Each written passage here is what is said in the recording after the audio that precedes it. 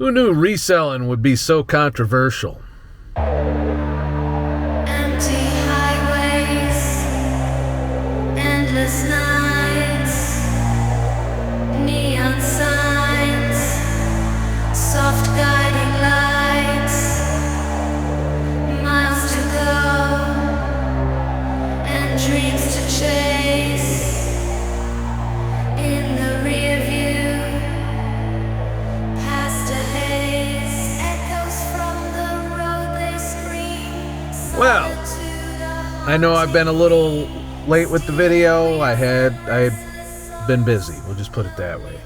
But I got a lot to update you on as a result of not making a video for a little bit.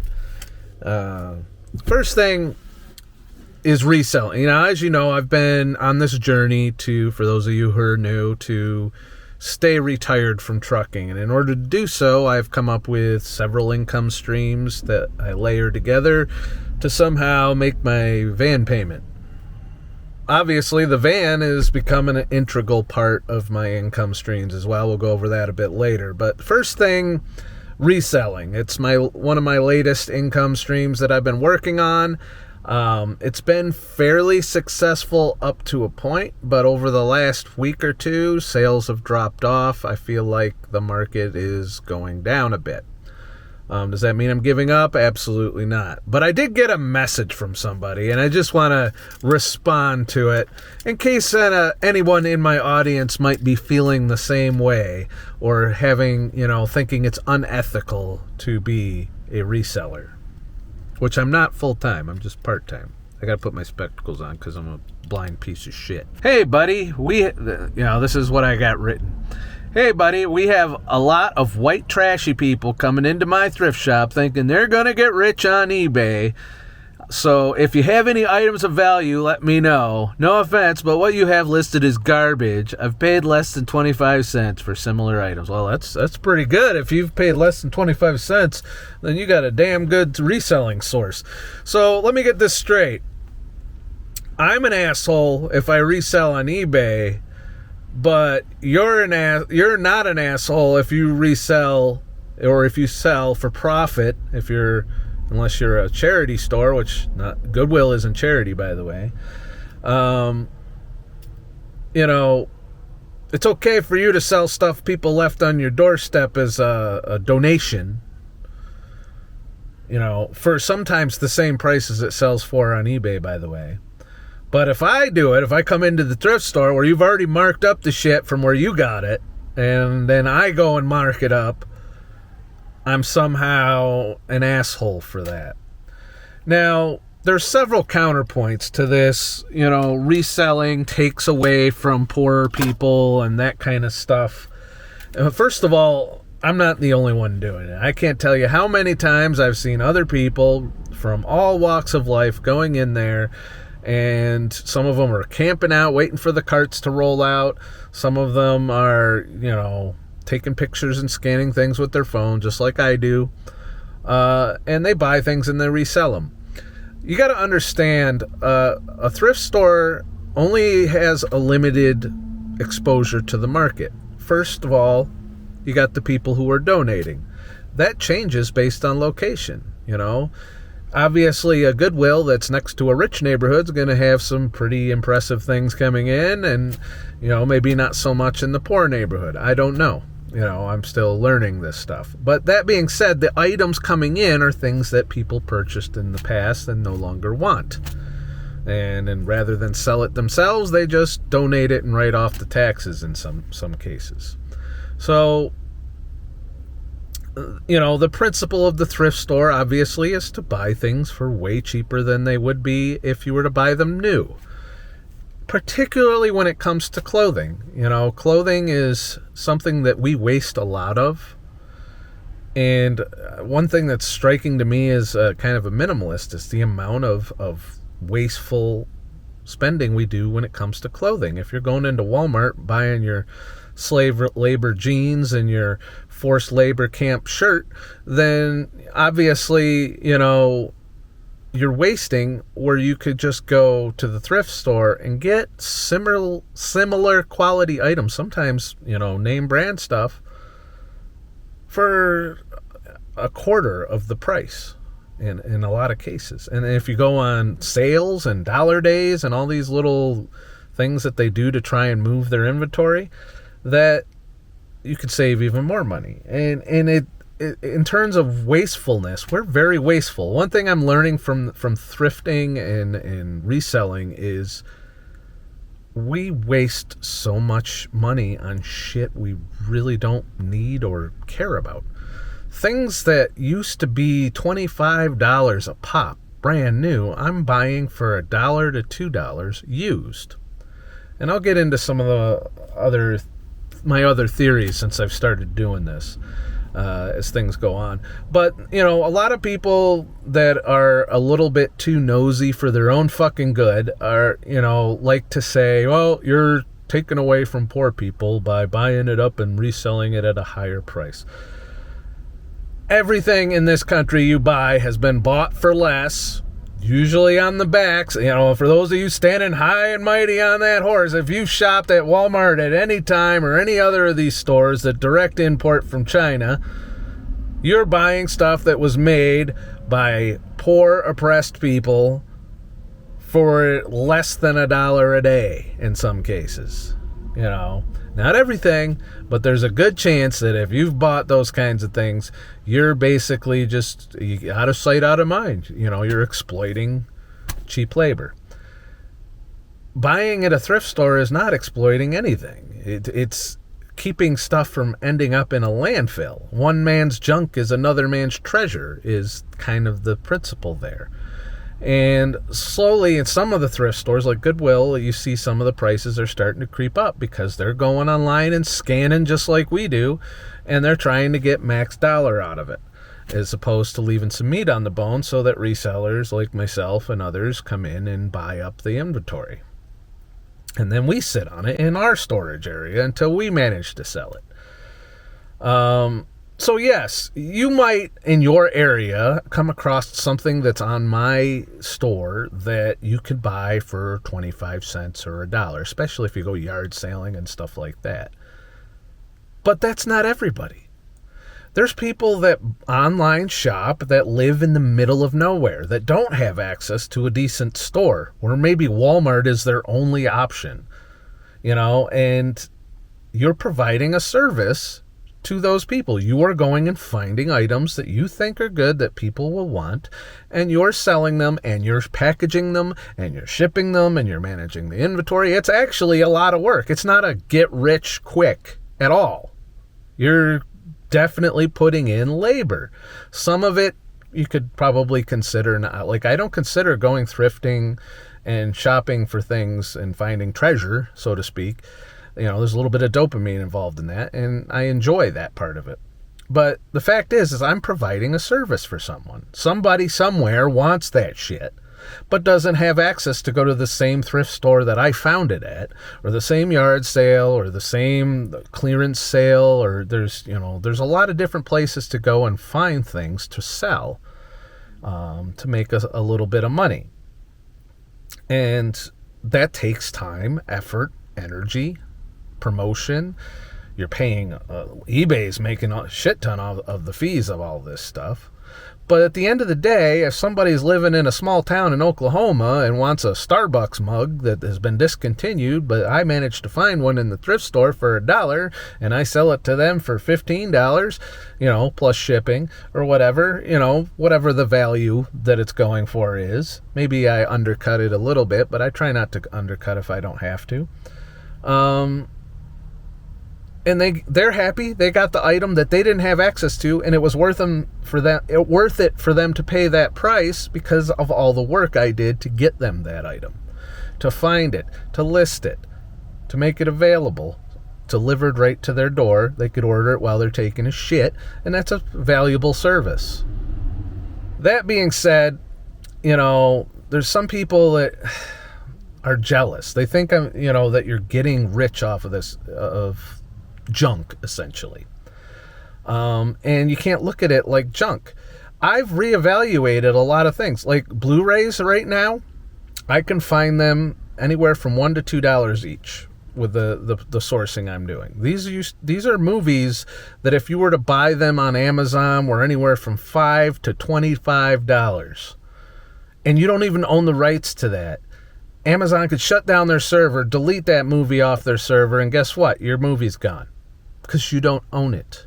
In this new world of you will own nothing and be happy, I have found that instead of paying $10 a month to have access to somebody else's curated library of shit, at $1 to $2 a Blu-ray, sometimes more if I'm impatient, but generally, when I'm going thrifting, I'm finding these things for anywhere from $1 to $2, sometimes $4,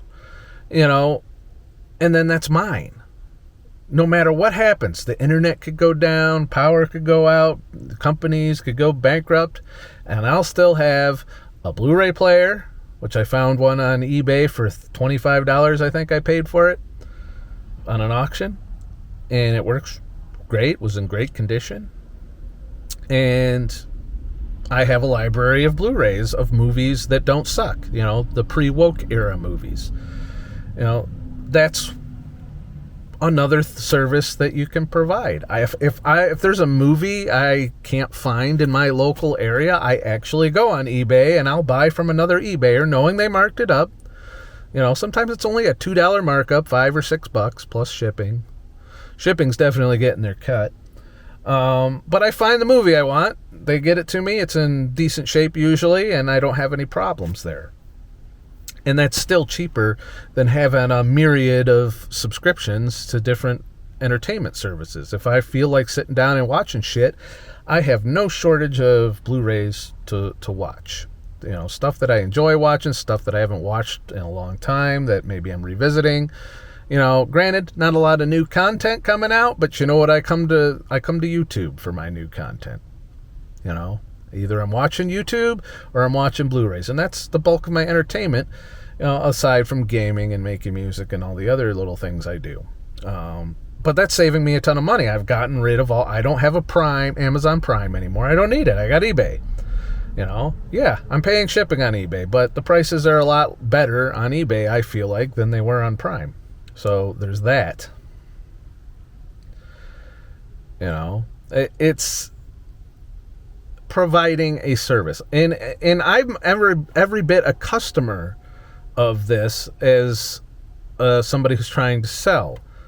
I recently got a gift for somebody of a keyboard, and the keyboard I found, I was literally just scrolling through shit on eBay while I was taking a dump, and I saw a keyboard for $5, and it said there was some wear and tear on it.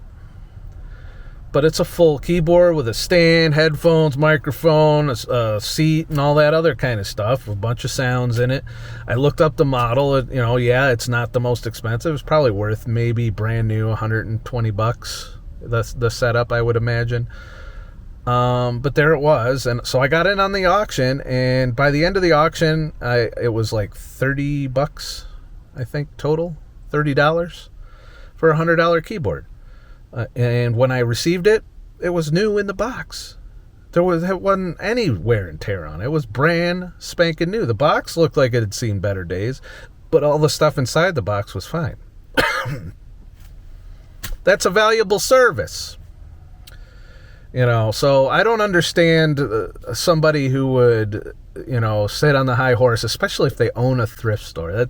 It's like the hypocrisy of that message just screams at me. It's just, you're reselling stuff that you either found at 25 cents a pop, or you found, basically in the trash, or stuff that people donated that, you were able to take for free, and you're reselling it. So I'm an asshole if I come to your store and buy shit so that I can resell it a little higher. Don't leave any meat on the bone. Do your homework. Do the work it takes to find out the actual value of the item if that's the way you want to go. But I think you'll find it hard in a brick and mortar setting to find customers to buy things that, because in your area, it might get passed over. But in bumfuck middle of nowhereville, somebody wants that. They don't have it available in their area, and they order it from you. So that is a valuable service. that we're providing, and we're also taking a little bit of money from spending on corporations and all that other shit, and you're just buying stuff that we already have made. You know, some would argue that could hurt the economy in some way. You know, I say we have enough shit. Maybe we start using some of the shit instead of throwing away something that's perfectly good to replace it with something that's mildly better, or the planned obsolescence of a lot of modern stuff, when you can buy some older stuff that still works after all this time. It still works decent enough. You know, with the Blu-ray thing, some would argue, oh, 4K. You know, why not? We got 4K now. Blu-rays are the old technology. 1080p, to me, in my old ass eyes that has to wear fucking readers when I read shit, guess what? It looks fine to me. You know, on my 4K TV, and when I watch a 1080p Blu-ray, it works just as good as watching it in a fucking theater, as far as I'm concerned. You know, and I don't feel like the 4K, because if you get a 4K Blu-ray nowadays, it's like 20 or 30 bucks. Even in eBay, it's like 20 bucks for fucking 4K. You know, I'm like, okay, it's not worth it, because from a certain viewing distance, 4K looks the same as 1080p. You don't get any increase in sharpness, and unless your eyes are fucking immaculately good, guess what? You're not really going to see a difference. I will say there is definitely a difference between DVDs and Blu-rays as far as visual quality. I did test that out as I'm selling a used Blu-ray or a used DVD player that I found that was in really good condition. Really soon I'll be putting that up. And somebody somewhere has a collection of DVDs, and maybe their DVD player don't work anymore, and they don't necessarily make them brand new like they used to, even though I think you can you can play DVDs on a Blu-ray player, but that, you know, you never know. Some people might want the vintage setup. Vintage things come back. There's vintage PCs, vintage video games, there's vintage everything. So, you know, having these parts, and you can even sell the thing, like say you couldn't sell it because it was broken, you could still sell it for parts, because there's people that repair and resell those things for a living. Another service provided by reselling. So before you go and dismiss us as a bunch of vultures that are, you know, taken from poor people to make profit, know that all those poor people are doing the same fucking thing, by the way, from what I could see. And, you know, I'm not exactly rich myself. I look rich in this fucking thing, but this thing is $33,000 of debt, you know, that I'm having to pay every month. I am by no means wealthy in this. I don't own this thing outright, and the bank could come at any time and be like, that's ours. You know, so yeah, I just wanted, I thought that was the most hypocritical message I'd seen, and I normally don't react when people talk stupid shit in you know, on the internet nowadays, because there's just so much of it. I just want to dispel any misconceptions about this. As for how reselling is going, it has definitely kept me out of the truck a couple months longer, but mainly based on the things that I owned that I sold. And I still have a lot more stuff that I can sell that's sourced from me, stuff I already owned, and I'm working my way through some of that. But along the way, I am selling some stuff that I purchase in thrift stores, just to see what moves, what doesn't, and make mistakes and learn from them. You know, a few mistakes I've made along the way is I've bought some board games at the thrift store only to bring them home and find out that they're missing pieces. So yeah, you can sell them for the pieces, but by the time it's all said and done, it's a loss, or it's a break even at best. So there's that. You know, some of the items that I thought would sell don't sell very quickly. Maybe they will in a year or so. I know patience is a virtue on some of this when you're buying from a thrift store and trying to resell. And it depends on what's going on in the world. Obviously, this little tariff war with China is going to mean that the value of used goods that, you know, for example, I have a lot of DJI stuff, which is a Chinese company that makes drones and cameras. The value of that's going way up. So I'm actually filming on a DJI Osmo Pocket 2, which is what you're watching this video on. I want to get the 3. I went to look for the 3, and I was going to sell the 2 and replace it with the 3, but the 3's gone. There was literally a pallet in Costco of the Osmo Pocket 3. I went back a week later to see if it was still there. It was gone.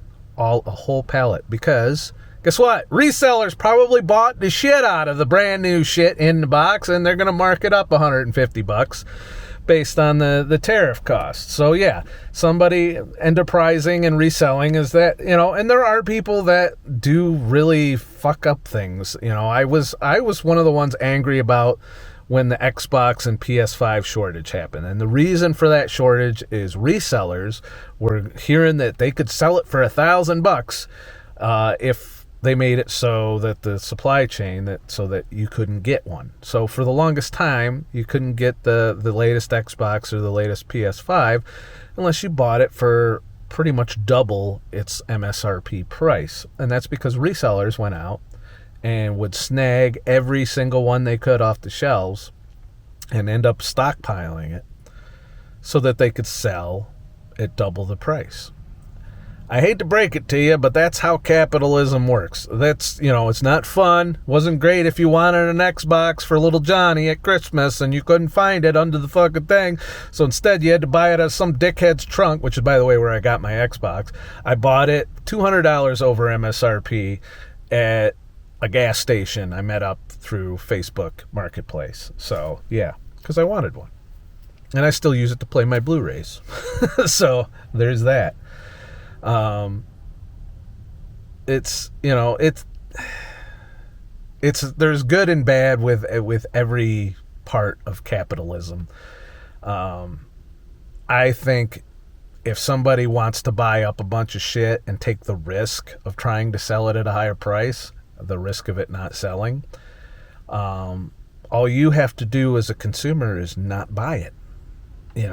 If you're paying $1,000 for an Xbox and you're bitching about it, don't pay the $1,000. Wait for them to give up, because they're going to lower the price. If they're sitting on a garage full of fucking Xboxes, guess what? After a year or two, they're going to lower that fucking price, and maybe close to MSRP, So, that's one of the aspects of reselling where I could agree it's annoying, but it's not illegal. It's not even really unethical, because you take a huge risk if you buy something brand new and try and sell it for a profit.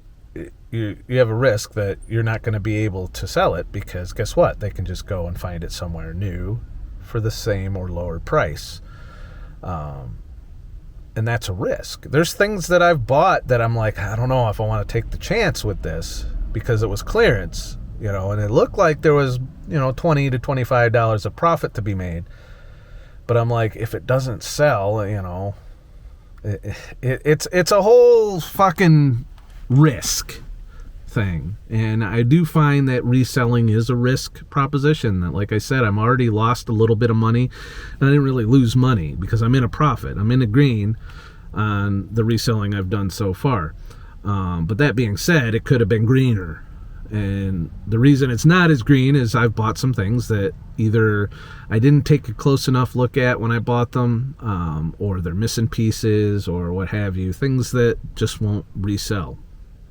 But overall, I'm still working on reselling. It's not going to be my main gig, though. It'll definitely be like a part-time extra credit type thing, because I do not want to devote full-time work life, because it is a job. There's tedious parts of the job, listing, taking photos, trying to promote, that kind of stuff. That's very job-like, time-consuming shit. So it's still going. So that being said, like I said, most of what I sell has been my own shit, and very little of it has been thrift store finds to this point. But I'm still working. I still found some things that I think are definitely someone somewhere will buy at some point, but it might take a year for it to move, which is fine. But I'm not going to load up a warehouse full of shit. I'm going to wait for something to move before I buy more, that kind of stuff. But yeah, getting into that. So, to further catch you up, I told you I was going to do rideshare. That's right. I was adding Uber and Lyft to my income streams. And wow, things have gotten a little worse in the safety department since I started doing that. Years ago I did it. And, I had, college kids throw up in my car and that kind of stuff going on. But this time around, there was just some fucking sketchiness. Like, I'm pretty sure I drove somebody to their drug deal, waited in, like, the worst fucking area to sit in your vehicle at, like, where the high probability of you getting robbed or stabbed or what have you, so that they could go in and get their drugs and then come back out. And, I'm not supposed to know what you're doing. I didn't ask, but I'm pretty sure that they used me for that. There was another situation where someone left their 4-year-old in my van with me to go in and go into a convenience store, and they were in there for like a good 15 minutes. How in the hell are you going to leave your kid with an Uber driver? You don't know who the Uber driver is. Yeah, we get background checked, but we ain't background checked to the point where you should feel comfortable leaving your kid. And I definitely didn't sign up to be your fucking babysitter while you went into the fucking store. Take your kid with you if you leave the vehicle. What if the kid started acting up? I don't know. What am I supposed to do then? So, that being said, just there's a lot of behavior out there that's just gotten a little more ridiculous since the years ago where I did it. But generally, it's at least once per shift now, where it used to be like maybe once a week I had something fucked up happen. Nowadays, it's once per shift something fucked up happens. Something that just makes me shake my head, and I'm just like, which puts me in danger in some way, shape, or form. More so than just the danger of driving. That being said, it seems lucrative. I was able to work nonstop, ride after ride, with hardly any downtime in between. In fact, rides were stacking. So I guess that's a good market for me right now to do rideshare, in addition to my deliveries, to YouTube, to reselling. So, but the name of the game is to stack up income streams and find one that works. I'm also starting to get some gig work, some things outside that utilize my skill set with video and editing and that kind of stuff. I have 2 gigs coming up. One's an editing gig that I'm actually going to work on this week, and then the other is a conference that I'm helping with. So, yeah, I'm actually still getting some work in my creative fields that I really wanted to do for a living, but that I didn't. There really isn't the market for it, especially with AI taking over everything. But yeah, that's the update. YouTube, obviously I didn't put out a video quick enough, so I don't even think I'll get a YouTube check next month. But I'm still averaging $100 a month on YouTube doing this content for you. So that's the effort I'm putting in there, is $100 a month worth of effort. I'm hoping it grows, but I don't think YouTube's going to let me grow. I don't think it's exposing my videos to enough people to grow, and when you don't get new eyeballs on your videos, people come and go. That's part of the deal. There's YouTubers that I used to watch religiously that maybe I now come across every once in a blue moon.